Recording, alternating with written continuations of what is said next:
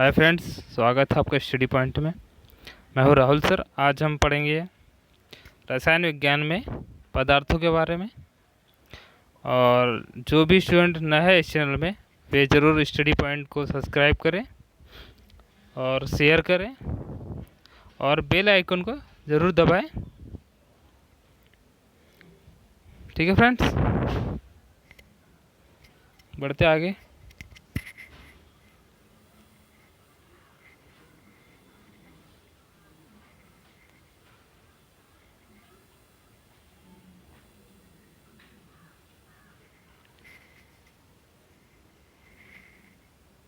देखते फ्रेंड्स, रसायन विज्ञान क्या है।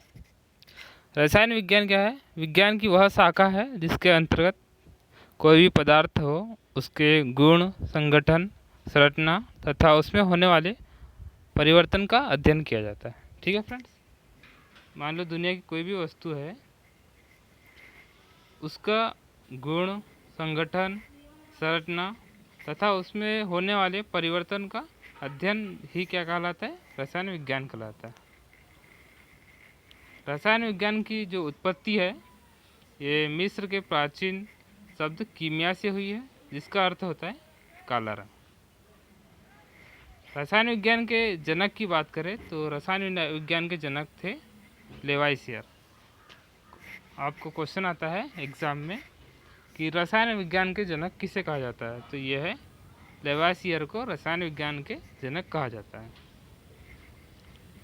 फिर बात करते हैं पदार्थ एवं उसकी प्रकृति के बारे में। पदार्थ क्या है? दुनिया की कोई भी वस्तु जो स्थान घेरती है और जिसका द्रव्यमान होता है, जो अपनी संरचना में परिवर्तन का विरोध करती है, उसे ही हम क्या कहते हैं फ्रेंड्स? पदार्थ कहते हैं। उदाहरण के लिए जल, हवा, बालू इत्यादि। नेक्स्ट देखते हैं। हमने बचपन से पढ़ा है फ्रेंड्स कि पदार्थ की 3 अवस्था होती थी, अब 5 हो गई है। कौन कौन सी? एक ठोस, द्रव, गैस, प्लाज्मा और बोस-आइंस्टीन कंडेंसेट। ठीक है फ्रेंड्स, इसमें देख लेते पहले ठोस अवस्था क्या होती है? वस्तु का आकार और उसका आयतन जो होता है निश्चित होता है। ठोस में क्या होता है? उसका आकार जो होता है मतलब शेप, और उसका आयतन होता है निश्चित होता है। जब इन द्रवों पर बाह्य बल लगाया जाता है तो इनमें अपना आकार बनाए रखने का गुण होता है। जैसे कुछ भी फोर्स लगाए किसी ठोस वस्तु पर तो वह वस्तु वैसी की वैसी ही रहती है, इसे ठोस कहा जाता है। इनका जो अंतर आणविक स्थान होता है वो कम होता है, जबकि इनके अणुओं के मध्य आकर्षण बल अधिक होता है। ठीक है फ्रेंड्स, आकर्षण बल अधिक होता है मतलब जैसे कोई ठोस वस्तु है, वो चिपके रहते हैं इसलिए वो ठोस हो जाते हैं बड़े बड़े। इनके बीच जो आकर्षण रहता है वो अधिक रहता है, इसलिए वो मजबूत रहते हैं। ठीक है फ्रेंड्स, इनका घनत्व क्या होता है? अधिक होता है। उदाहरण के लिए देखें तो लकड़ी, लोहे की छड़, कांच, पत्थर, ये सब ठोस के उदाहरण हैं। अब नेक्स्ट बात करते हैं द्रव अवस्था के बारे में। द्रव अवस्था क्या होती है? पदार्थ की वह अवस्था जिसका आकार जो होता है अनिश्चित होता है और आयतन जो होता है निश्चित होता है। जैसे जल, उसका आकार क्या होता है? अलग अलग होता है, अनिश्चित होता है, और जो उसका आयतन होता है वो क्या होता है? निश्चित होता है। द्रव में अंतराणविक स्थान ठोस की अपेक्षा अधिक होते हैं और इनके अणुओं के मध्य आकर्षण बल कम होता है। अभी बताया मैंने कि ठोस में क्या होता है? आकर्षण बल अधिक होता है और द्रव में आकर्षण बल कम होता है, इसलिए ठोसों की अपेक्षा इसका क्या होता है? घनत्व भी कम होता है। जैसे उदाहरण के लिए अल्कोहल, पानी, तारपीन का तेल, मिट्टी तेल, दूध, ये सब द्रव के उदाहरण हैं। नेक्स्ट है गैसीय अवस्था। पदार्थ की वह अवस्था जिसका आकार व आयतन क्या होता है? अनिश्चित होता है ठीक है फ्रेंड्स, वह क्या कहलाता है, गैसीय अवस्था कहलाती है। गैसों में अंतर आणविक बल क्या होता है, बहुत अधिक होता है, इसलिए इसे उच्च संपीड़ितता का गुण भी पाया जाता है इसमें, मतलब कंप्रेशन होता है। इनके मध्य जो है आकर्षण बल होता है नगण्य होता है। ठीक है, जैसे उदाहरण के लिए हवा, ऑक्सीजन, ये सब क्या है, गैस के उदाहरण है। फिर चौथी अवस्था की बात करते हैं, प्लाज्मा। प्लाज्मा क्या होता है फ्रेंड्स, प्लाज्मा द्रव की वह अवस्था है जिसमें उच्च ताप पर परमाणु जो होते हैं वो आयनित हो जाते हैं। क्या होता है इसमें कि जो परमाणु है वो उच्च ताप दिया जाता है तो वह क्या होते हैं, आयनित हो जाते हैं। यह अवस्था विद्युत की सुचालक होती है। ठीक है फ्रेंड्स, समझ में आया। प्लाज्मा क्या होता है कि जो परमाणु होते हैं उसे उच्च ताप दिया जाता है तो वह क्या होते हैं, आयनित अवस्था में हो जाते हैं, इसे ही हम प्लाज्मा कहते हैं। ठीक है, प्लाज्मा गैसों की आयनीकृत अवस्था है जिसमें धनावेशित आयनों तथा ऋणावेशित जो इलेक्ट्रॉन है उनकी संख्या क्या होती है, बराबर होती है। क्या होता है फ्रेंड्स कि जिसमें धनावेशित आयनों तथा ऋण आवेशित इलेक्ट्रॉनों की संख्या बराबर होती है। ठीक है फ्रेंड्स, फिर बात करते हैं प्लाज्मा अवस्था में गैसें विद्युत एवं चुंबकीय क्षेत्र से अत्यधिक प्रभावित होता है। किससे प्रभावित होता है ये, विद्युत एवं चुंबकीय क्षेत्र से बहुत अधिक प्रभावित होता है। ठीक है, अब पढ़ते हैं नेक्स्ट, पांचवी अवस्था, बोस-आइंस्टाइन कंडेंसेट।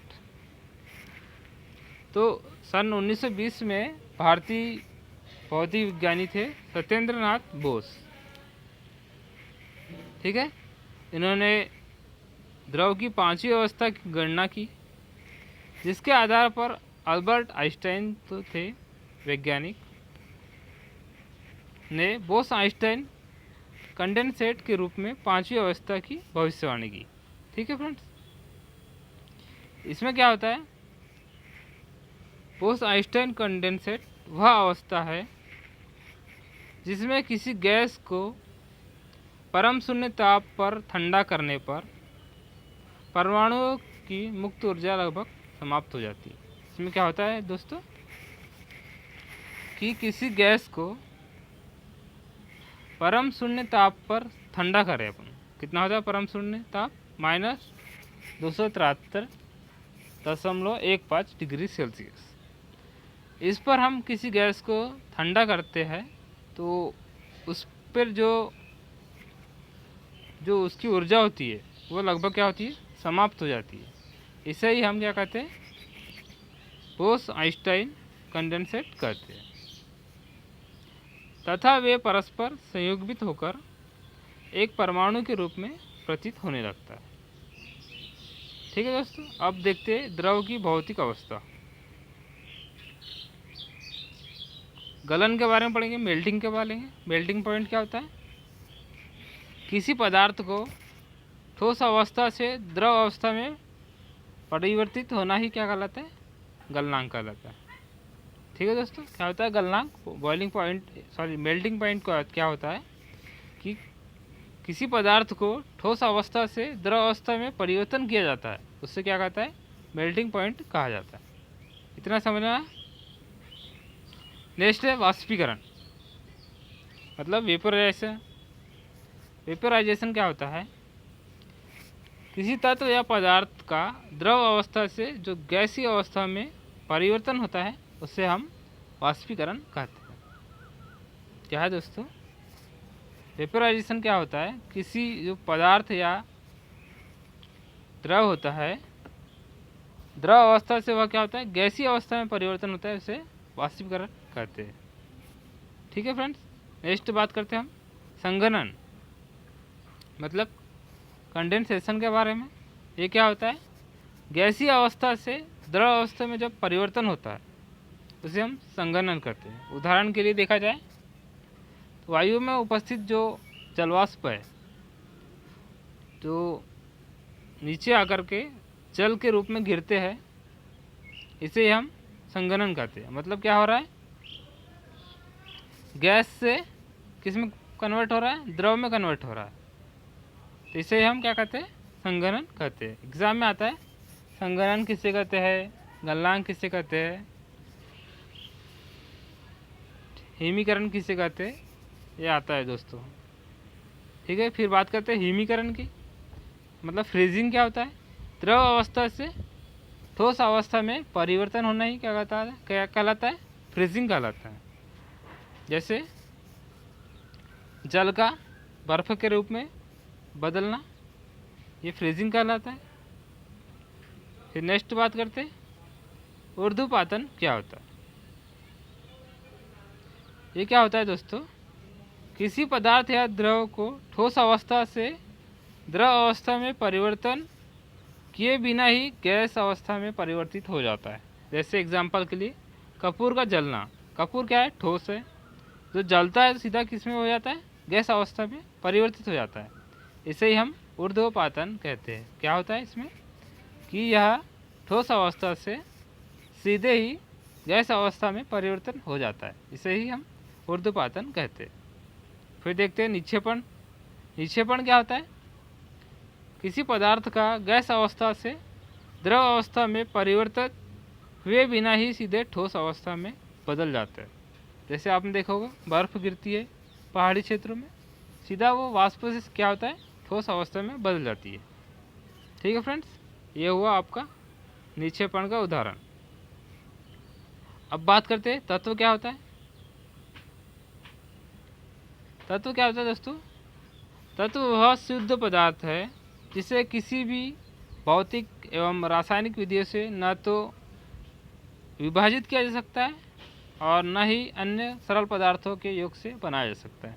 क्या है दोस्तों तत्व, कि किसी भी पदार्थ को उसे दो या दो भागों में तोड़ नहीं सकते और न ही सरल पदार्थों में उसे बनाया जा सकता है, उसे ही हम तत्व कहते हैं। जैसे एग्जांपल के लिए सोना, चांदी, ऑक्सीजन, इसे न तो दो या दो से अधिक भागों में विभाजित किया जा सकता है, न ही इसे बनाया जा सकता है। ठीक है फ्रेंड्स, इसे ही हम तत्व कहते हैं। फिर नेक्स्ट बात करते हैं यौगिक के बारे में। यौगिक क्या होता है देख लेते हैं। यौगिक वह शुद्ध पदार्थ है जो रासायनिक रूप से दो या दो से अधिक तत्वों के निश्चित अनुपात के संयोग से बनते हैं।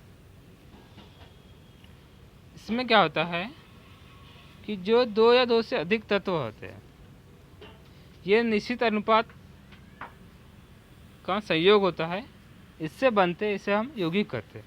जैसे एग्जांपल के लिए जल की बात करें, इसमें निश्चित अनुपात पर तत्व रहते हैं। कौन कौन से, हाइड्रोजन के 2 अणु रहते हैं और ऑक्सीजन का 1 अणु रहता है। मतलब दोनों मिलकर के क्या हो गए, H2O, जल बन गया कि नहीं, ये निश्चित अनुपात में है। अब बात करते हैं मिश्रण के बारे में। मिश्रण में क्या होता है, वह पदार्थ जो दो या दो से अधिक तत्व या यौगिक के अनुपात से किसी भी अनुपात में, उसमें क्या था, यौगिक में क्या था, निश्चित अनुपात में।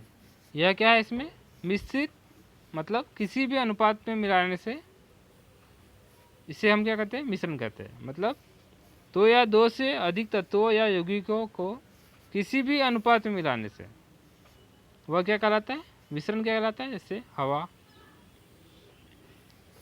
चीनी या नमक का जलीय विलयन, ये इसके उदाहरण है।